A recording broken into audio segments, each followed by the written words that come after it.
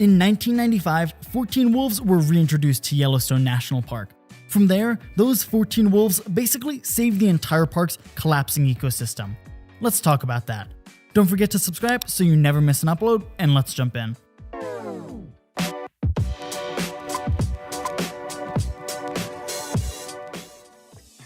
On March 1st, 1872, President Ulysses S. Grant signed the National Park Protection Act into law, creating the first national park, Yellowstone. The goal of creating the national park was to preserve the natural landscape and wildlife for generations to come. The creation of Yellowstone protected most of the native species, but it didn't provide protection for most of the predators, like the wolves. As a result, by 1926, all the northern Rocky Mountain wolf packs had been hunted to extinction. Although reports of single wolf sightings continued, they weren't enough to hold the wolf's prey at bay.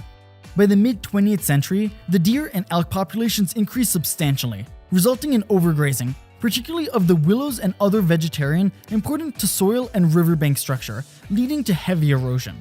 As a top predator, wolves were one of Yellowstone's linchpins, holding together the delicate balance between predator and prey.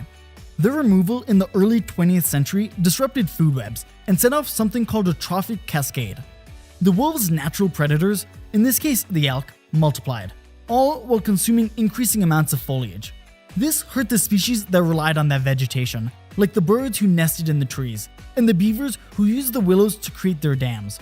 And without the beaver dams, hundreds of native fish species started to decline. And as the fish declined, so did the animals that fed on them, like the foxes and bears. By removing a single species, a cascade of negative effects propagated outward throughout the ecosystem. In 1974, the gray wolf was officially recognized as endangered, and so recovery efforts were mandated under the Endangered Species Act. The very next year, the long process to restore wolves to Yellowstone began. But for a long time, problems were evident. The program lacked both the necessary funding and any meaningful willpower to get it done. Despite the fact that, legally, restoration was supposed to begin in 1975, Congress only got around to appropriating funding in 1991, only about 2 decades late, which by today's standards might actually be a fast pace. After receiving more than 160,000 public comments, the most of any federal proposal at the time, 31 gray wolves were drugged and abducted, or relocated as conservationists like to call it, from Canada to Yellowstone. When wolves were brought back to the park, they finally killed the overabundance of elk. The elk populations decreased from more than 15,000 in the early 90s to about 6,000 last year. And not only did their numbers dwindle, but the wolves' mere presence was enough to change the elk's behavior. They started to avoid Yellowstone's valleys and gorges, where they could easily be hunted by the newly introduced wolves. As a result, those areas began to recover, and by 2006, some aspen trees had grown tall enough to where they were too big to be eaten by the elk. These growing trees provided a habitat that allowed for a greater diversity and abundance of bird species, like yellowthroats, warbling virrows, and song sparrows, that were finally able to nest again. And with the increase in wooded area, beavers were able to return. The number of beaver colonies in the park increased from 1 in 1996 to 12 in 2009, allowing for an explosive growth in fish wildlife.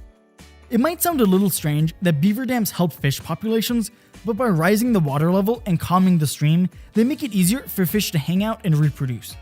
For reference, Wyoming streams with beaver ponds have about 75 times more abundant water life than those without. And without herbivores eating so much vegetation, plant life along the riverbanks once again thrived, and erosion decreased significantly. The stabilization of these riverbanks even made the rivers change course. With the reintroduction of just a small population of wolves, the landscape of the whole park was transformed. While these transformations have been undoubtedly beneficial at preserving Yellowstone's ecosystem for future generations, this might not be set to last. In 2018, Congress added a record number of anti-wolf measures to the appropriation bills that fund the Department of the Interior that govern the nation's parks. These measures would block protections in the Endangered Species Act from applying to a variety of wolf populations and would likely lead to them being hunted once again. In 2015, it was estimated that there were about 500 wolves in the greater Yellowstone ecosystem. That means that after only a few years of hunting, they could be brought back to extinction. That's one of the difficulties with conservation. It can take decades to save an ecosystem, but only a few years to destroy it.